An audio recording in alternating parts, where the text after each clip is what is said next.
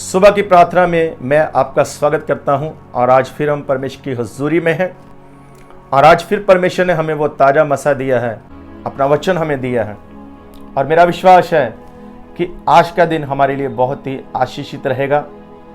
और जब हम परमेश्वर के वचन को सुनेंगे तो परमेश्वर का वचन हमसे बातचीत करेगा। तो इससे पहले कि हम परमेश्वर के वचन में जाएं, आइए एक गीत के साथ परमेश्वर की आराधना करेंगे।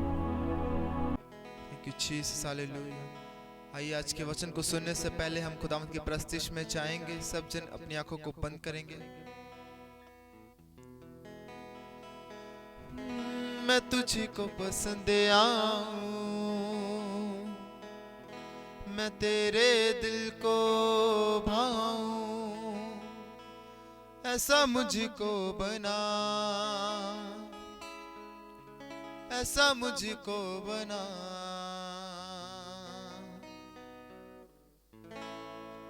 मैं तुझको पसंद आऊं, मैं तेरे दिल को भाऊं, ऐसा मुझको बना, ऐसा मुझको बना।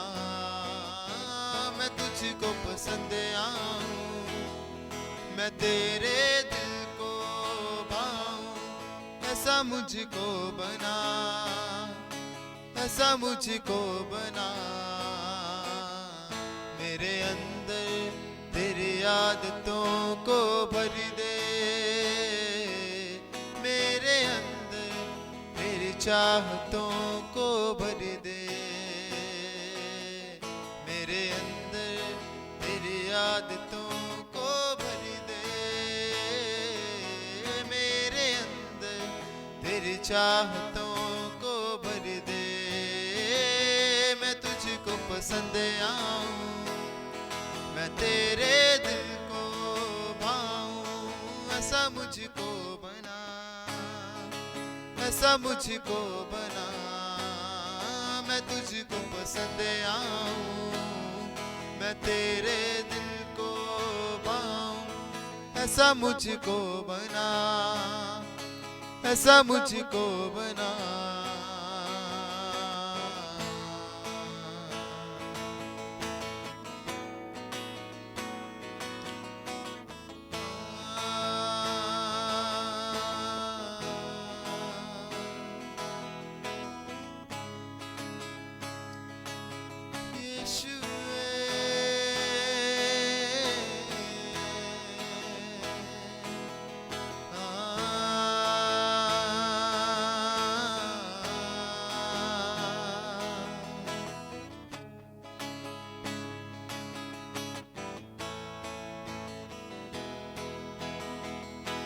मैं ना करूं मेरे मन की, तोड़ूं तेरी मर्जी को। मैं ना करूं मेरे मन की, तोड़ूं तेरी मर्जी को। लग जाए ऐसी लत तेरी,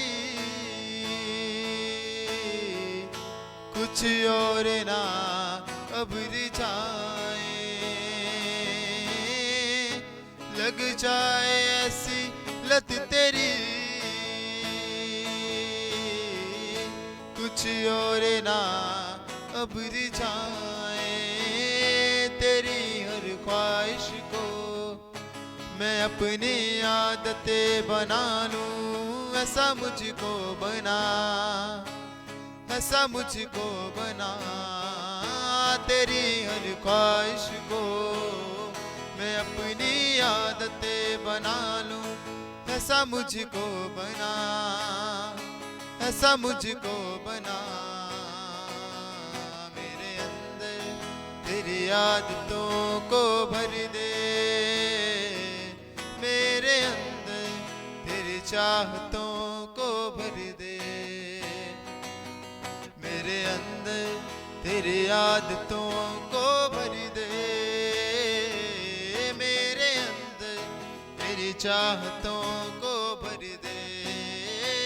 मैं तुझको पसंद आऊं, मैं तेरे दिल को भाऊं, ऐसा मुझको बना, ऐसा मुझको बना, मैं तुझको पसंद आऊं, मैं तेरे दिल को भाऊं, ऐसा मुझको बना, ऐसा मुझको बना।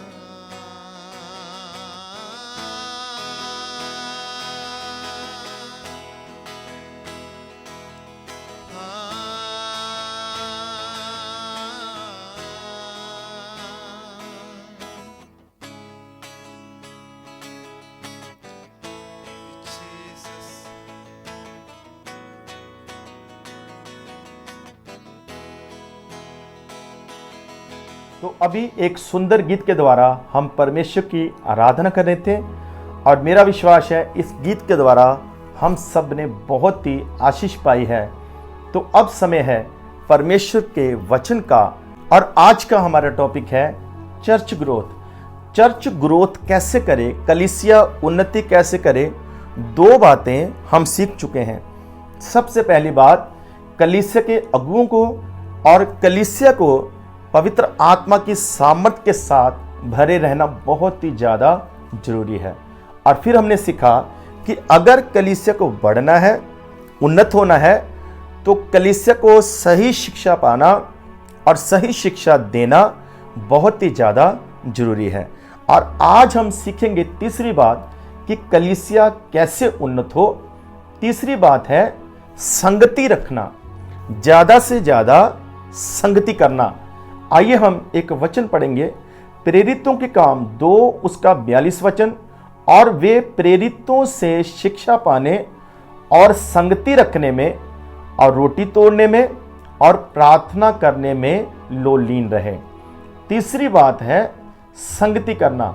जो सबसे पहली कलीसिया बनी, उनको शागिर्दों ने बहुत सारी बातें सिखाई हैं और इस आयत में 4 बातें हैं कि ये 4 बातें जो है कलीसिया के पिल्लर हैं। जैसे एक घर की 4 दीवारें, 4 पिल्लर या एक गाड़ी के 4 पहिए, वैसे ही एक विश्वासी के खड़े रहने के लिए और कलीसिया के बने रहने के लिए ये 4 पिल्लर होने बहुत ज़्यादा जरूरी है। तो हम सीख रहे हैं संगति के विषय में। संगति करना बहुत ही ज़्यादा जरूरी है। तो पतरस ने उनको सिखाया कि इस संसार से अलग रहना है और परमेश्वर के साथ जुड़े रहने के लिए संगति बहुत ही ज़्यादा महत्वपूर्ण है। तो आइए एक वचन पढ़ेंगे और फिर हम आगे बढ़ेंगे। पहला कुरिन्थियों 1:9 में ऐसे लिखा है, परमेश्वर सच्चा है जिसने तुमको अपने पुत्र हमारे प्रभु यीशु मसीह की संगति में बुलाया है। यहाँ पर पौलुस कहता है कुरिन्थियों की कलीसिया से कि परमेश्वर ने अपने पुत्र यीशु मसीह की संगति के लिए हमें बुलाया है। सुनिए ध्यान से, परमेश्वर ने हमें संगति के लिए बनाया था, ना कि बंदगी के लिए। जब परमेश्वर ने आदम हवा को बनाया तो आदम हवा को बनाकर परमेश्वर ने एक अदन बाग में रखा और बाइबल कहती है कि परमेश्वर रोज उनसे मिलने आते थे, रोज परमेश्वर उनके साथ बातचीत करते थे और रोज परमेश्वर उनके साथ संगति करते थे। सुनिए ध्यान से, लेकिन जब उन्होंने आज्ञा तोड़ी तो उनको अदन के बाग से बाहर निकाल दिया गया और अब उनकी परमेश्वर के साथ संगति नहीं है। अब शुरू होती है बंदगी। कहां से? जब काइन और हाबिल परमेश्वर के सामने भेंट लेकर आए। भेंट लेकर आना मतलब आराधना लेकर आना, प्रार्थना लेकर आना, अपने चढ़ावे लेकर आना। किस काम के लिए? कि परमेश्वर हमारे साथ मिले। किस काम के लिए? कि परमेश्वर प्रसन्न हो, हम फिर परमेश्वर के साथ मिल जाएं। लेकिन परमेश्वर के साथ मिलने के लिए संगति का होना बहुत ज़्यादा जरूरी है। परमेश्वर ने आदम हवा को बनाया था। अदन के बाग में कोई आराधना, प्रार्थना, बंदगी नहीं थी। अदन के बाग में सिर्फ संगति थी। तो पौलुस कहता परमेश्वर ने हमें अपने इकलौते पुत्र प्रभु यीशु मसीह की संगति के लिए बुलाया है। अदन के बाग में आदम हवा ने कभी भी प्रार्थना नहीं की। अदन के बाग में आदम हवा ने कभी भी आराधना नहीं की। अदन के बाग में आदम हवा ने कभी भी परमेश्वर से कुछ मांगा नहीं, कभी भी परमेश्वर को पुकारा नहीं कि परमेश्वर उनके पास आए। रिक्वेस्ट नहीं की, विनती नहीं की, चढ़ावा नहीं चढ़ाया, बल्कि परमेश्वर खुद उनके साथ आते थे और संगति करते थे। आज भी परमेश्वर की वही इच्छा है हमारे साथ कि परमेश्वर हमारे साथ संगति करे। तो आइए बात करते हैं सबसे पहली कलीसिया की, कि सबसे पहली कलीसिया की संगति कैसे थी। प्रेरितों के काम 2 उसका 46 वचन में लिखा है कि वो प्रतिदिन परमेश्वर के मंदिर में आते थे और वो इकट्ठे होकर एक मन होकर परमेश्वर के मंदिर में रोज समय गुजारते थे। जब हम पुराने नियम में पढ़ते हैं तो बाइबल कहती है 6 दिन काम करना और 7वां दिन ये तेरे लिए सब्बत है। और वो सब्बत वाले दिन परमेश्वर को याद किया करते थे, सभा करते थे और परमेश्वर के साथ संगति करते थे। या वो कभी कभी जब कोई फेस्टिवल होता था, जब कोई त्योहार होता था, तो वो परमेश्वर के पास जाते थे और परमेश्वर के साथ संगति करते थे। लेकिन जब नए नियम की कलीसिया शुरू हुई है तो ये कलीसिया पुराने नियम के लोगों से अलग है। ये कलीसिया रोज परमेश्वर के पास आती है। परमेश्वर के भवन में ये लोग रोज इकट्ठे होते हैं और रोज परमेश्वर के साथ संगति करते हैं और रोज परमेश्वर की आराधना करते हैं। इब्रानियों की पत्री 10 उसका 25 वचन में ऐसे लिखा है कि ये दिन बुरे हैं तो इकट्ठे होने से बाज मत आओ, ज्यादा से ज्यादा इकट्ठे हो जाओ, ज्यादा से ज्यादा संगति करो। तो आइए बात करते हैं कि संगति के लाभ क्या हैं। प्रभु यीशु मसीह ने कहा, जहां भी मेरे नाम में 2 या 3 जमा होंगे और एक मन होंगे, मैं वहां उनके बीच में आऊंगा। जहां भी उसके लोग उपस्थित हैं, एक दूसरे के साथ मिलकर संगति करते हैं, वहां पर हमारे प्रभु यीशु मसीह की उपस्थिति है। इस्राएलियों को परमेश्वर ने कहा, जब रास्ते में हम चलते चलते कहीं रुकेंगे तो तुम अपने अपने रहने के लिए तंबू लगा लेना। उन तंबुओं के बीच में मेरे लिए भी एक तंबू बनाना, जिसको बाइबल मिलाप का तंबू कहती है, क्योंकि हमारे परमेश्वर उस जगह पर रहना पसंद करते हैं जहां पर उनके लोग हैं। इसलिए प्रभु यीशु मसीह ने कहा, जहां भी तुम होंगे वहां पर मैं रहूंगा। और प्रकाशित वाक्य 1 में लिखा है, वह जो 7 क्षमादानों के बीच में चलता फिरता है वह यूं कहता है। वो कौन है? वो हमारे प्रभु यीशु मसीह। और क्षमादान क्या है? क्षमादान कलीसिया है। जहां उसके लोग रहेंगे और मिलके संगति करेंगे, वहीं पर हमारे प्रभु की हजूरी होगी। और जहां हमारे परमेश्वर की हजूरी होगी, वहां पर बहुत अद्भुत काम होते हैं। अगर हमें बढ़ना है तो कलीसिया को ज्यादा से ज्यादा संगति करने की जरूरत है। इसलिए पौलुस ने कहा इब्रानियां 10:25 में, दिन बुरे हैं, इकट्ठे होने से बाज ना आओ। तो हमारे पंजाबी में एक कहावत है, जिन्ना गुड़ पावांगे उतना ही मिठा होवेगा। जितनी ज्यादा मेहनत करेंगे उतना ज्यादा हम परमेश्वर से फल को प्राप्त करेंगे। जितना ज्यादा हम बोएंगे उतना ही ज्यादा हम काटेंगे। अब हम बात करेंगे कि एक विश्वासी की संगति कितनी है। एक साल में 365 दिन होते हैं और एक साल में 52 हफ्ते होते हैं। तो एक विश्वासी कितनी संगति करता है? एक साल में 52 दिन।